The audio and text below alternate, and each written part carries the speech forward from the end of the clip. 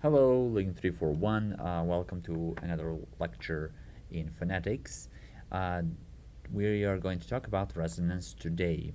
So, last time we crucially learned that the component sinusoid harmonics of any complex periodic wave all have frequency that is an integer multiple of the fundamental frequency of the complex wave, which essentially means that if we have a frequency of 100 hertz, the harmonics will be 200 hertz. The second harmonic will be integer multiple of this number, 300 hertz, 400 hertz, and so on and so forth. Right. So these will be the harmonics. So if I present to you, let me draw a little bit, a complex waveform, something like this, this waveform will consist of, let's say, two sine waves, and these two sine waves will be harmonics. To draw harmonics, we will use a power spectrum, or just spectrum representation, and we will say, okay, this one here is amplitude or intensity. In our case, it's better to say intensity, because in prot you will experience it as intensity. It will show in decibels, right? Intensity. And here we can have frequency, right? So it's not time anymore, it's frequency in hertz. So let's say that this one is um, a wave, complex wave of 100 hertz. So, and that it has three harmonics, let's say three harmonics or three sine waves. So the first one will be a frequency of 200. The second one will be a frequency of 300, and the fourth or third one will be a frequency of 400, right? And F0 will be this harmonic one, which is 100 hertz, right? That's how we know that harmonics depend largely on fundamental frequency. We also learned that we can make something that sounds like a vowel by piecing three harmonics together in a complex wave. So this is something like speech, and it sounds like this. Where were you a year ago? Where were you? Oops. Where were you a year ago? Right.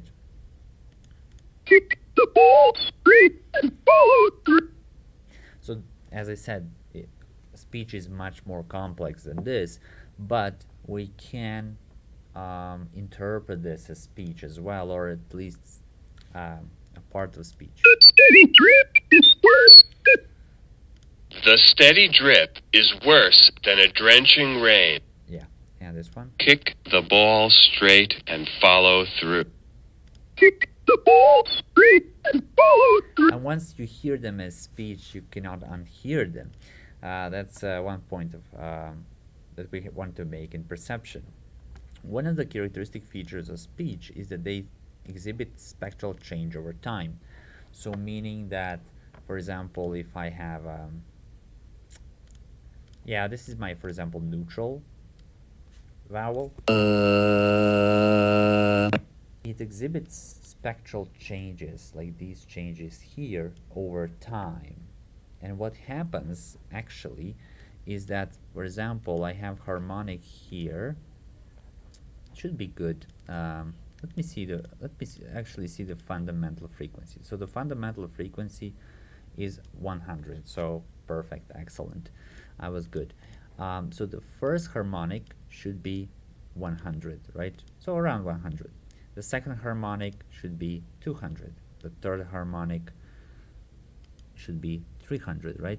The fourth harmonic, and you can see that to the display on the left. The fourth harmonic can be, or it is 400. The fifth harmonic is 500, and so on and so forth. So I can go, as long as I have the frequency reach. So this is frequency changing over time, right? But the darker the bars, the greater the loudness. And that's exactly what we are changing. So remember, trilling of vocal folds create complex wave. Just like I showed you. This is a complex wave, right? If I increase it, you can see that, right? So it's complex. This complex wave consists of a series of harmonics. The spacing between the harmonics in frequency depends on the rate at which the vocal folds are vibrating, right? As we saw. So if the fundamental frequency is 100, then the first harmonic will be 100, the second 200, and so on and so forth, the integer multiples of other harmonics. But we can't change the frequencies of the harmonics. They depend on each other. So when we are saying we can't change the frequency of the harmonics, right? But in speech, we actually change something in order to speak, right? Speech is full of these spectral changes. So what we can change is actually the intensity of the harmonics. Listen to this guy.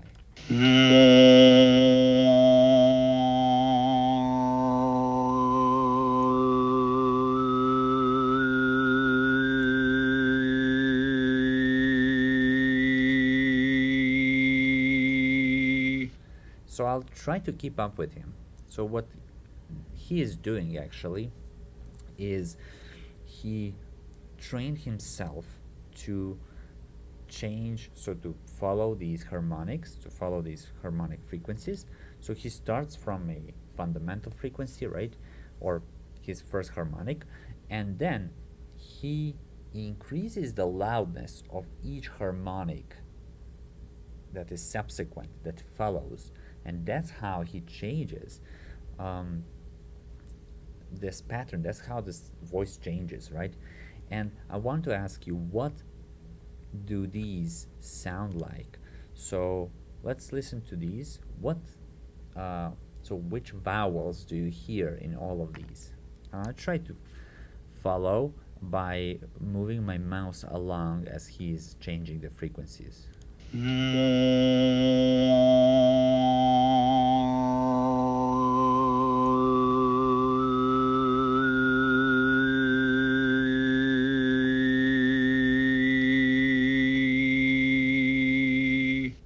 Okay, I was a bit fast, but that's about it. So yeah, he is producing like something like ah, and then go probably closing the mouth a little bit towards E, right? Right? Whereby this harmonic here is the loudest, and the first harmonic does not change, right? So these are some spectrograms on the synthesized vowels. Check out these. They have 3 harmonics each.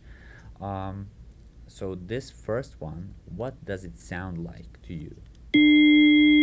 Right? Which vowel is that? Which vowel is this? And this one? Right?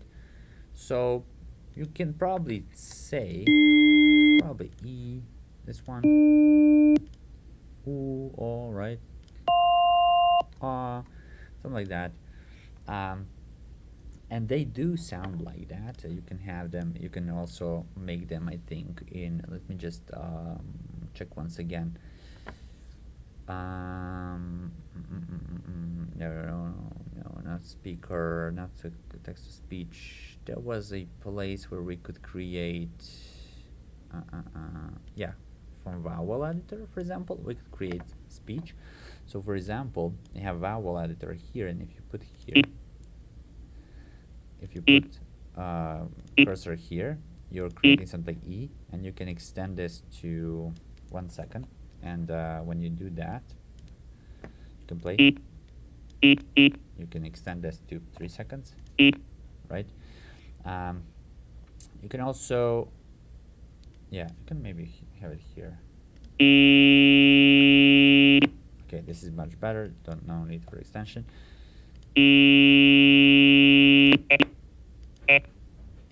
Right?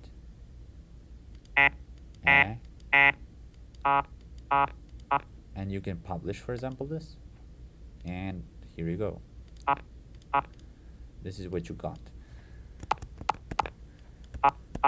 Right?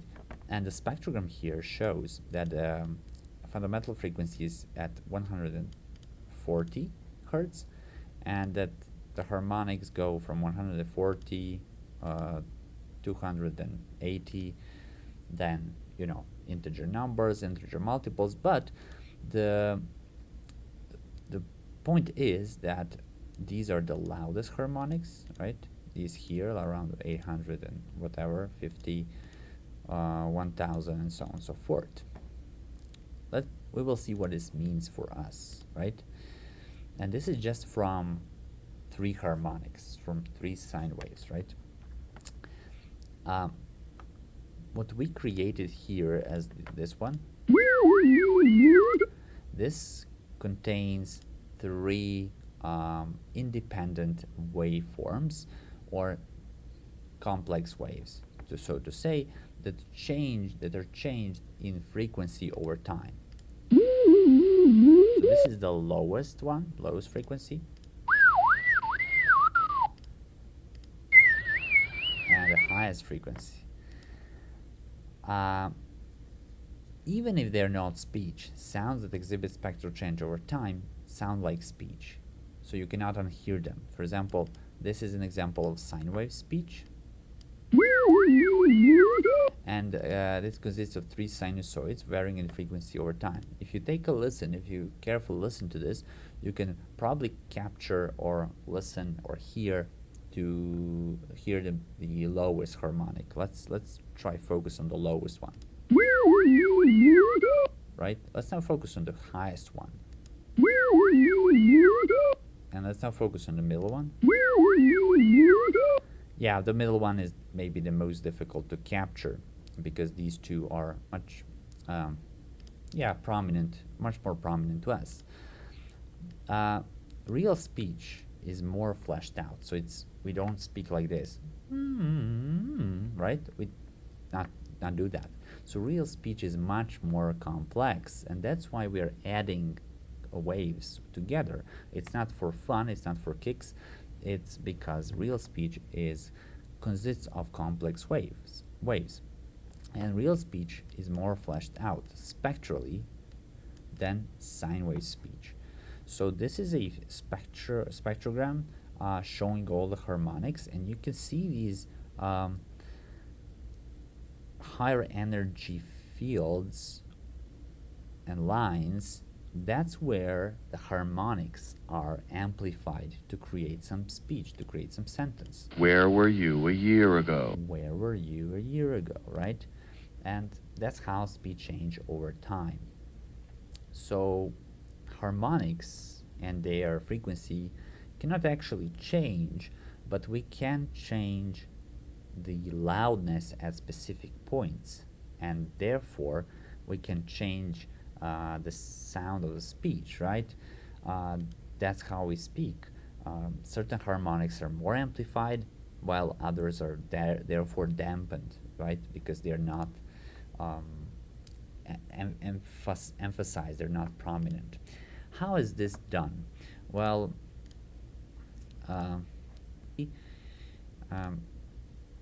amplify or dampen specific harmonics in speech sound by taking advantage of a phenomenon known as resonance. Resonance is when one physical object is set in motion by the vibration of another object.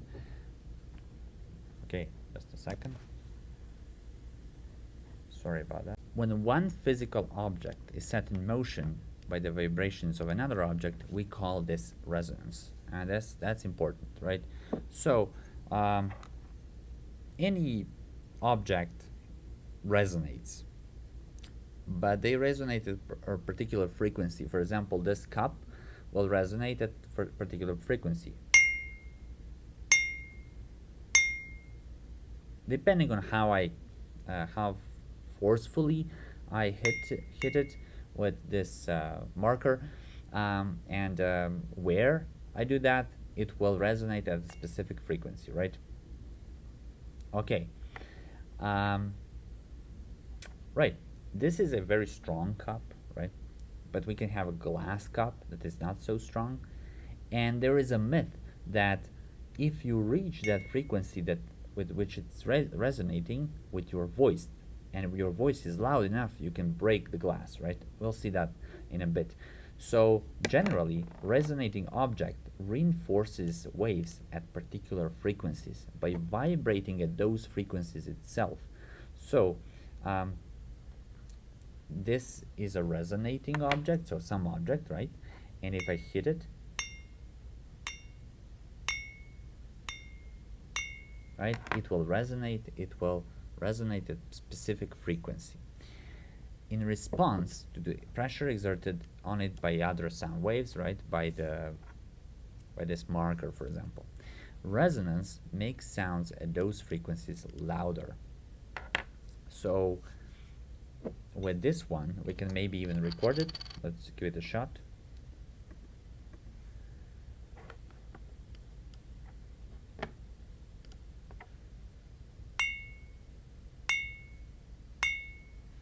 Okay, should do it. Let's see what we got from it.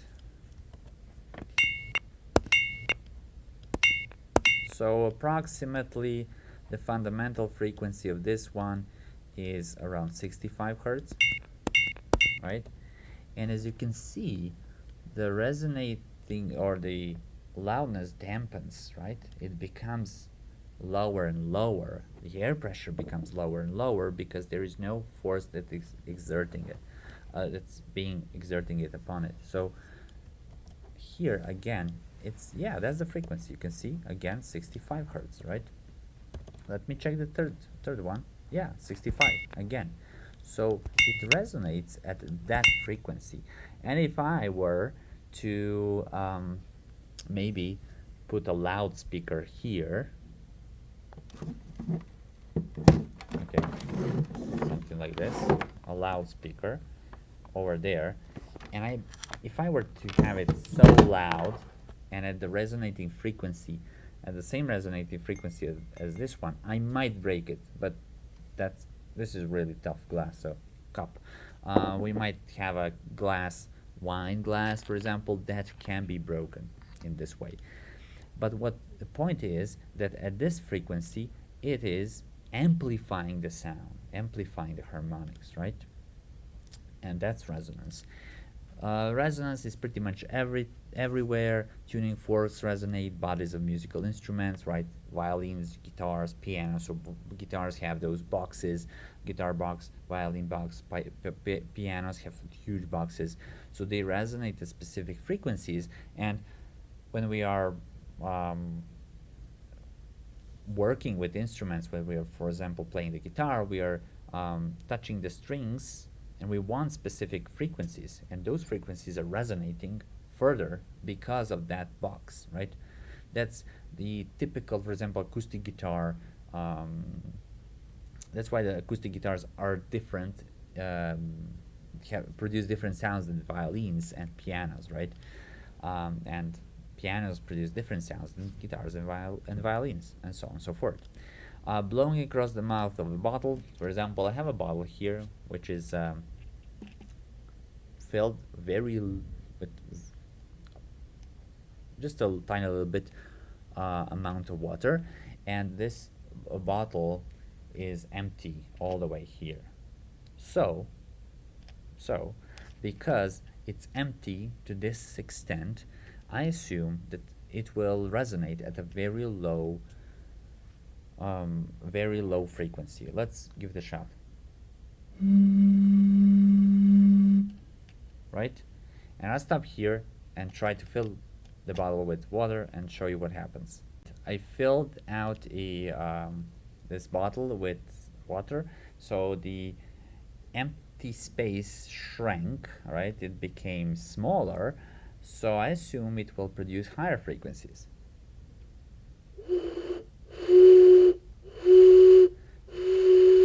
Right? It does, actually. So, um, if you have a large tube, then the frequency will be lower. We men have large tube or longer vocal tracts, so we have lower voices because of that as well, and because of our vocal folds. Females usually do not, right? They have uh,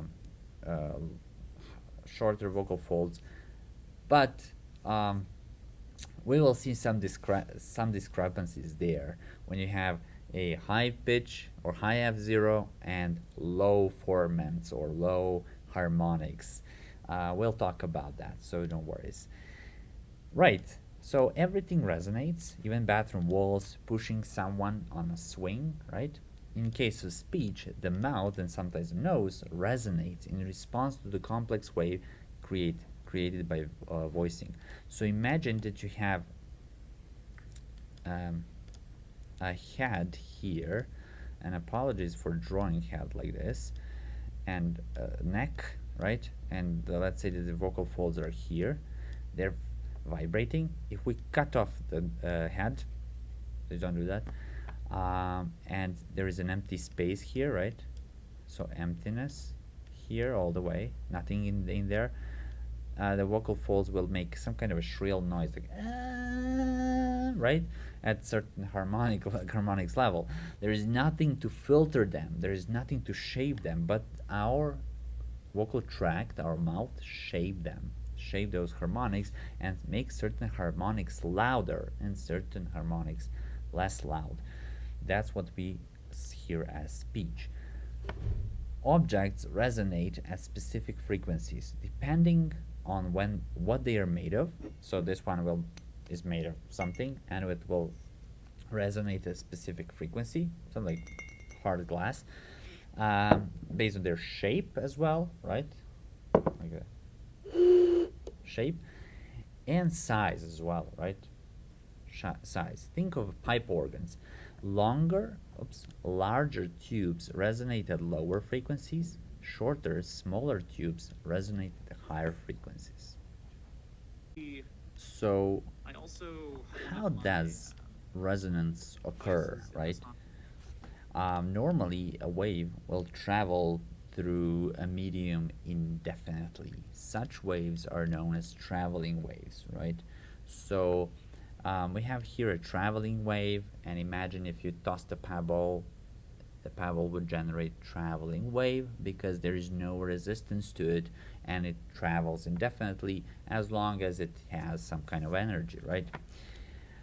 If a wave encounters resistance, however, it will be reflected. What happens to the wave then depends on what kind of resonance it encounters.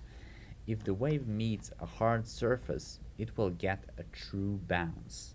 Compressions, areas of high pressure, come back as compressions. Rarefactions, areas of low pressure, come back as rarefactions. So, if it meets some kind of hard surface, it will bounce back. And we can see this in a closed tube. So for example, this is a closed tube that has on one end a speaker.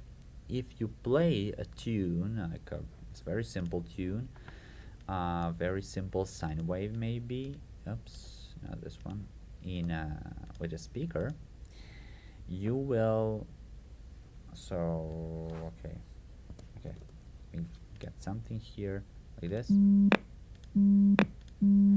If you play it with this speaker, the airwave will travel to the end of the tube, and then it will go back, right?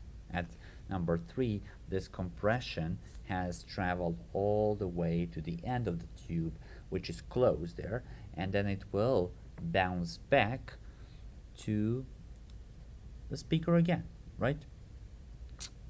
There will also be areas of rarefaction, and this is the area of rarefaction while the area of compression travels back, the area of rarefaction travels forward, right? And this is easy to grasp. With only one pressure pulse from the loudspeaker, the wave will eventually dampen and die out, as we showed here when I was producing these, right? If I continue to do that, maybe the well, it's quite fast, but it might not dampen out, right? What happens when, so this one dampens out, as you see areas of air pressure is high and low and lower and lower, right? What happens when another pressure pulse is sent through the tube right when the initial pressure pulse gets back to the loudspeaker? So what happens if I play the sound and then it travels, goes all the way to the end of the tube, then goes back, and at that point I press another, right? I send another tube. The initial peak, pressure peak, will be reinforced. The whole pattern will repeat itself, and alternation between high and low pressure will continue as long as we keep sending in pulses at the right time. So if you keep playing the tune at the right time, the pattern will repeat itself all the time, and this creates what we know as a standing wave. So in comparison to the traveling wave, which travels, right, and then dampens out, this standing wave never dampens out, it just bounces back and forth. When this happens, the tube will vibrate in response to the motion of the standing wave inside of it. It will resonate, right? Okay, I hope that's clear, right? And the pressure waves of sound can set up standing waves in objects too. You can check out the Mythbusters video online. I'll show you. I'll post the contemporary link here, not the old one. But maybe we can see it right now. So what happens? You know, a minor disaster, as I said, with a glass. What happens with a glass when the speaker's voice reaches the same resonant frequency and it becomes louder? So pay attention. The glass has an open end, right? It's open at one ending, so it might be a bit difficult. All right, so let's see this.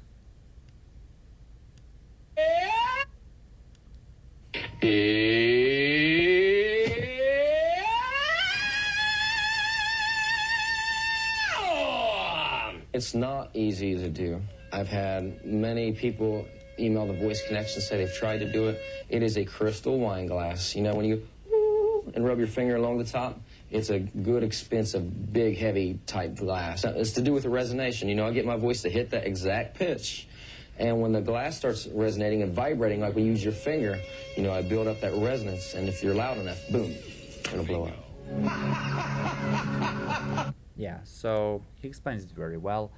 If you hit that resonating frequency, it will break. It will shatter. If you don't hit the resonating frequency and you don't, your voice does not get as loud as it needs to be, then it won't break. It will maybe swing a little bit back and forth, but it won't break. And that's what's important about resonance. A standing wave can only be set up in a tube if pressure pulses are emitted from the loudspeaker at the right frequency. What is the right frequency? Well, that depends on how fast the sound wave travels through the tube and how long, as we said, the tube is. As I said, the longer the tube, the lower the voice, the lower the frequencies, the shorter the tube, the higher the frequencies. Basically, if you hit those notes or frequencies, you are good to create resonance, right? Why is that so? A new pressure pulse should be emitted right when the first pressure peak has traveled all the way down the length of the tube. So when it travels all the way down, and when it comes back to the loudspeaker, that's when you hit another pulse, right? And then you wait, and hit another pulse, and then you wait, and that will create a standing wave, and it will increase the resonance, right? As we said, the longer the tube, the longer you need to wait for the pressure peak to travel to the length of the tube, right? Longer period between pressure pulses, as you can see in these two photos, whereby the first one has lower frequency and the second one has a higher frequency. Sorry, the second one has lower frequency, the first one has higher frequency, and that's the F0, the first formant, the first harmonic. Now let's make a leap. First, let's check out the pop vowel demo. So we did that.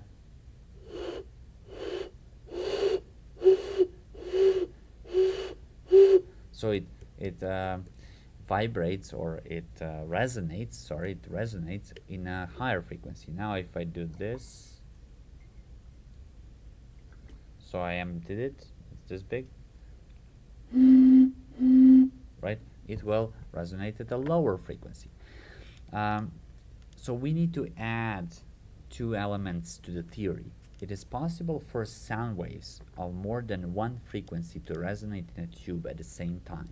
So we don't have, or we mustn't have only one frequency. We can have multiple frequencies.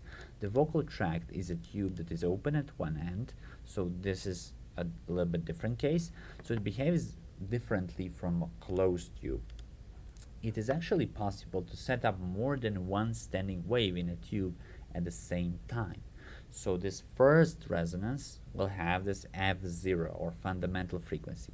The second resonance will have harmonic number 2 frequency. So it will be faster with this multiple integer faster, okay? So, for example, for the first resonance, we play a tune.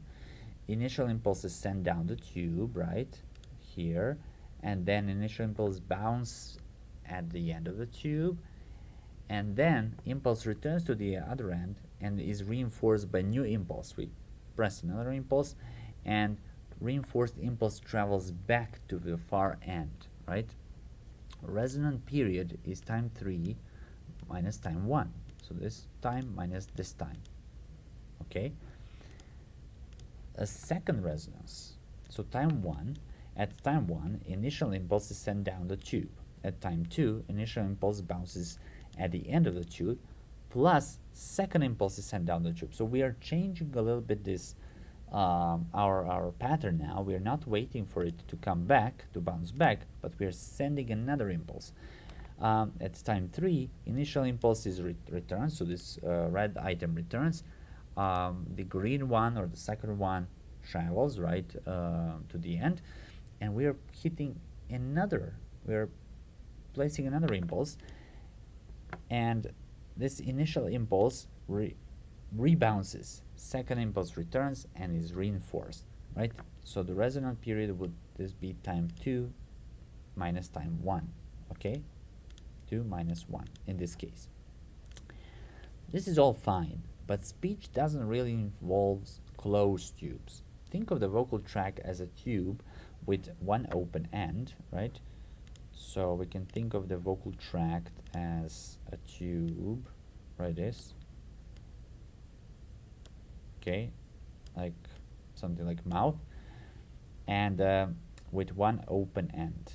Here is the open end, right? And sound, and you know, a sound pulse source at the close end. So we have source here, which is vibration of vocal folds. Let's say and then it travels, but it hits the tube right here. It hits our mouth, right? And that's our resonator here, our mouth. The vocal tract will vibrate in response to the sound pulses. So when this one hits our mouth, the vocal tract will respond to these frequencies in certain way, right? At the particular frequencies that will set up standing waves down its length, right? So it will set up standing wave down the length of the vocal tract. Okay. When a sound pressure peak hits the open end of a tube, it doesn't get reflected back, right? Instead, there is an empty reflection. The pressure disperses into the open air, and a sound rarefication gets sucked back into the tube, right? So what happens here is that we get the open tube, part one. Let's say this here is open tube, and we get the source. This is the source, for example. We do a whistle, and the compression wave travels all the way to this point, and then it spreads, right? But the rarefaction part, this part here, gets sucked back into the tube, right? Okay, and that's what happens. Standing waves in an open tube will look like this. First resonant frequency, F1. So this we call first resonant frequency, F1. Second resonant frequency is F2. That's 3 times F1. Third resonant frequency is F3. That's 5 times F1, right? And this is the tube length. So they will travel. This one will be 3 times the F1, and this one will be 5 times F1, right? Or first frequency. As I said, I already showed you my neutral vowel, I think. Yeah, it's here. So let's check it out. So the fundamental frequency is 100 hertz. We know that the harmonic number 1 needs to be 100 hertz, so it's here, right? Maybe you can change the pitch settings, oops, or spectrum settings. Let's see if I can, oops, ready to go.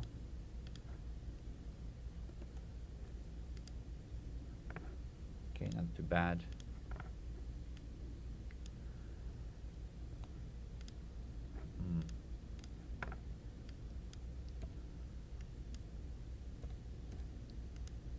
Okay, it's better. So first one is here at 100, second one is at 200, third one is 300, 4, and so on and so forth. So the first one will be 100, right? And the third one will be, or the second formant will be 3 times larger than this one. So it will be somewhere around 300. And the fifth one will be around 500 or 530, right? If we get back to our pitch settings, standards, oops, no, not pitch settings, spectrum settings, standards, we'll see it here as well. Let me remove the pitch. So the first formant is actually the first resonant frequency. In this case, I'd say you can show formants at around 500, right? 450. The second one is at 3 times larger value, and the fifth one has at 5 times larger value. So these are formant frequencies or resonant frequencies.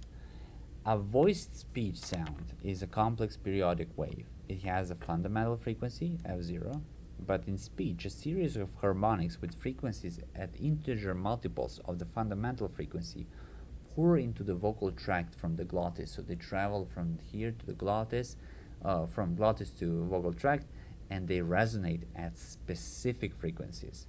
Those harmonics which match the resonant frequency of the vocal tract will be amplified, and this is very important. And that's what we call resonant frequencies or formants, right? Formants. And usually when we talk about speech, And vowels, we have three formants: F1, F2, F3, right? F1, F2, F3. All right. So that's resonance for you, very briefly, and hope you will ask me some questions after this.